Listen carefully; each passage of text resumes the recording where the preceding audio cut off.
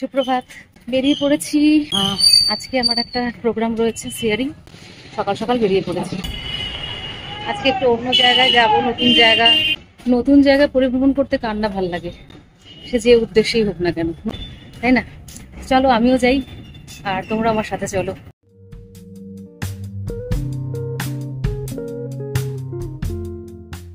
এবারেরও রুটটা সেম, মধ্যমগ্রাম স্টেশনে চলে এসেছি। মানে হাসনাবাদ রুটেই পরে, স্টেশনটা এবার অন্য। সকাল সকালে ট্রেন জার্নিটা বেশ ভালোই লাগে।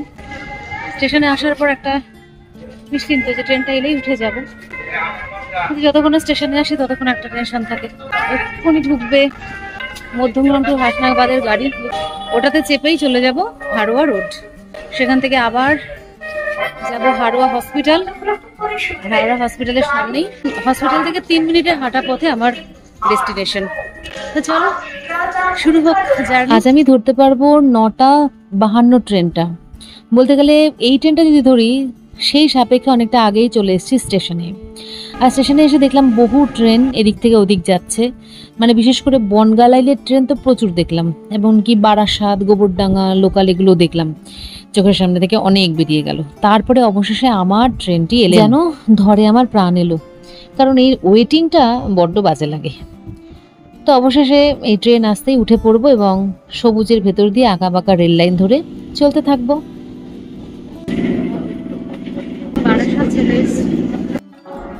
গদ বাঁধা কথাটা নিশ্চয়ই শুনেছো বন্ধুরা। গদ বাঁধা হলো সেই চেনা ছক, যেখানে সমাজ, পরিবার, প্রতিষ্ঠান বা নিজের অভ্যাস আমাদের আটকে রাখে। যেমন আমরা এমন একটা পেশা বেছে নিই যেটা হয় ভীষণ সিকিউর, খুবই গদ বাঁধা চেনা ছকে মোড়া। সবাই যেভাবে করছে সেইভাবে চলা, এটা করলে লোকে কি বলবে এই চিন্তায় সীমাবদ্ধ থাকা। এর বাইরে যাওয়া মানে কি? এর মানে নিজের ভেতরের কণ্ঠস্বরকে গুরুত্ব দিয়ে দিন যাপন করা।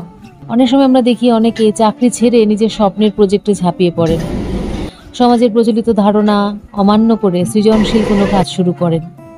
একজন নারী হিসেবে নিজের সীমা নিজেই নির্ধারণ করা। গদবাঁধার বাইরে গেলে কি পাওয়া যায়? সত্যিকারের আনন্দ ও তৃপ্তি, কারণ তুমি নিজের মতো বাঁচছ। নতুন সম্ভাবনার দরজাও খোলে, যেখানে অনেকে পৌঁছয় না, শুধু ভয় বা সংকোচনের কারণে। প্রতিবার তুমি গণ্ডি ভাঙলে তোমার আত্মবিশ্বাস আরো দ্বিগুণ হয়। রবীন্দ্রনাথ ঠাকুর যখন গানের ছকে নিজের মতো করে রবীন্দ্রসঙ্গীত তৈরি করলেন, সেটাও ছিল গদবাঁধার বাইরে যাওয়া। একজন গৃহবধূ যখন ইউটিউবে নিজের দক্ষতা নিয়ে মানুষকে অনুপ্রাণিত করেন, সেটাও একটি সাহসী পদক্ষেপ। লাঞ্চের ব্রেক চলছে, চলে এলাম আমার কর্মকাণ্ড শেষ করে। এইবার বাড়ির দিকে চললাম। সবাই যখন একই স্রোতে ভাসে, তখন যে উল্টো দিকে সাঁতার কাটে, তার পথ চলাটা একটু কঠিন, তা মানছি, তবে প্রতি মুহূর্তেই কিন্তু রোমাঞ্চ।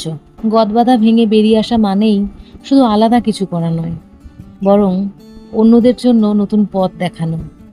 যেখানে সেন্টার করেছিল সেখান থেকে টোটো করে হারোয়া স্টেশনে যাচ্ছি। দারুণ বেশ রাস্তাটা, দেখ দুপাশে বেশ সুন্দর, মানে গাছপালা বলে একটু দাঁড়ালাম, ভালো লাগছে।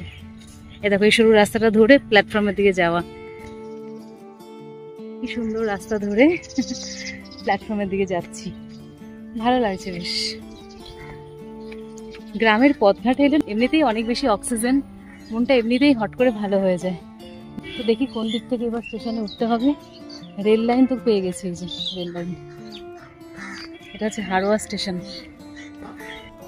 খুব বড় নয় স্টেশনটা, তবে জমজমাট বলা যায়। আর অনেক আম টাম নিয়ে বসেছিল প্ল্যাটফর্মে, তবে কেনা হয়নি। কি টেনে আনবে বলো তো? ছোট্ট একটা স্টেশন। হাসনাবাদের ক্ষেত্রে কি হয়েছিল, গাড়ি এসে দাঁড়িয়ে থাকতো, এসে উঠে পড়তাম। মানে ওটা যেহেতু লাস্ট স্টেশন এই রুটটার, কিন্তু হারোয়া রোডের ক্ষেত্রে তাও হবে না, গাড়ি আসবে, তাই ওয়েট করছি। টিকিট তো আমার করাই আছে, কোনো অসুবিধা নেই। আস্তে আস্তে সবাই আসছে, লোকজন। ট্রেনও আশা করি এক্ষুনি ঢুকবে, তবে ট্রেনে প্রচণ্ড ভিড় হয়েছিল, আর পরে আমি ভিডিও করতেও পারিনি, বাড়ি গিয়ে কথা বলছি। বাড়ি ফিরে চাটা খেয়ে ডিনারও হয়ে গেছে। ডিনার করার পরে আমি এই যে পনিরের তরকারিটা করে রাখছি, কারণ কালকে স্যাটারডে, আমি তো বেরোবো সকাল সকাল, করতে পারবো না সকালবেলা, তাহলে আর ট্রেন পাই না, ট্রেন মিস হয়ে যায়। তো সেজন্য এখনই আলু পনিরের তরকারিটা করে রাখলাম, যাতে ওরা খেতে পারে কালকে। কালকে তো দুজনেই বাড়ি থাকবে, ছেলে আর আশিস। এই যে ফাইনাল লুক। এবারে ঘুমোতে এসেছি। এবার নাইট স্কিন কেয়ার বলতে শুধুমাত্র ফেস ওয়াশ করবো। বেশ কতগুলো ফেস ওয়াশ দেখতে পাচ্ছ সামনে। আমি এগুলো ইউজ করি মাঝে মাঝেই, যেমন ধরো পন্ডস আছে, সিরোনা আছে, হিমালয় আছে। এখন যেটা ইউজ করছি সেটা হচ্ছে এভার ইউথের, না কোনো প্রমোশন নয়, আজকে যেন এটাই ইউজ করতে ইচ্ছে করলো। বাড়ি ফিরে চাটা খেলাম। ফিরে চাটা খাওয়ার পর ভিডিও এডিট করতে করতে শুয়ে পড়েছিলাম। আর কখন যে চোখটা লেগে এসছে বুঝতে পারিনি, আর ওই জন্য ভিডিওটা পোস্ট করতেও দেরি হয়ে গেছে। তারপরে খাওয়া দাওয়া করলাম, আগে খাওয়া দাওয়াটা সেরে নিলাম, তারপরে রান্না করে রাখলাম কালকের জন্য। আর এখন একটু বলতে বসলাম যে আজকে যেখানে গিয়েছিলাম তার অভিজ্ঞতাটা কিরকম। অভিজ্ঞতাটা খুবই সুন্দর, মানে গ্রামের মধ্যে দিয়ে তো গেলাম, আর এখানে আবার একটু বেশি চোখে পড়ছে গ্রাম ট্রামগুলো। মানে একদম যেইখানটা আমাদের সেন্টারটা, আর আশেপাশে একদম সুন্দর সুন্দর গাছ, মানে ক্ষেত রয়েছে।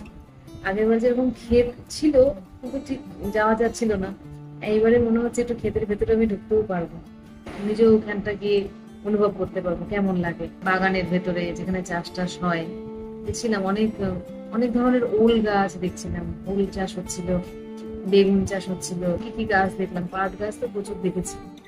ইচ্ছা রয়েছে একটু ওই যে ক্ষেতের ভেতরে ঢোকার, যদি পারি, যদি সুযোগ হয় অবশ্যই একটু যাব। আজকে সারাদিন একটু বৃষ্টি হয়নি, এটাই ভালো ব্যাপার, কারণ আগের দিন ভাবছিলাম যদি বৃষ্টি টিষ্টি হয় কি করে কি করবো আর কি, এত দূরের রাস্তায়। বৃষ্টি হয়নি, রোদও ছিল, ঝলমলে আকাশ। আর যেখানটা গিয়েছিলাম ওটা হচ্ছে একটা মেন্টালি রিটার্ডেড সংস্থা আর কি। ওখানে দেখলাম অনেক বাচ্চারা পড়াশোনা করে, তাদের ছবি টবি, নাম টাম, তাদের যা যা অ্যাক্টিভিটিস সেগুলো বেশ ছবি তুলে ওরা রেখে দিয়েছে, সেগুলো দেখছিলাম, ভালো লাগলো। তবে আজকে একেবারেই মানে ভেতরটা কিছুই তুলতে পারেনি, কারণ গিয়েই আজকে মোটামুটি শুরু হতেও দেরি হয়েছে। মানে তবে মানে বিভিন্ন রকম ফর্মালিটিস ছিল, অ্যাটেন্ডেন্স ইত্যাদি ইত্যাদি, ওই করতে গিয়ে আর ভিডিওর দিকে মানে খেয়াল দিতে পারেনি, ভিডিও করিও নি। ফার্স্ট দিন তো তাই একটু প্রোগ্রামটাকে অংশগ্রহণ করলাম বেশি করে। তারপরে এই বাড়ি চলে এলাম। তো চলো বন্ধুরা, আজকে যে প্রোগ্রামটা আমার হলো সেটা ভাবলাম যে একটা ভিডিওর মধ্যেই রাখবো, তাই আবার তোমাদের সাথে একটু গল্প করলাম। আবার দেখা হচ্ছে পরের ভিডিওতে, মানে আগামীকাল আবার আমি সকালবেলা বেরোবো, সেই ভিডিওতে দেখা হচ্ছে তোমাদের সাথে। তো চলো, bye, take care and love you all.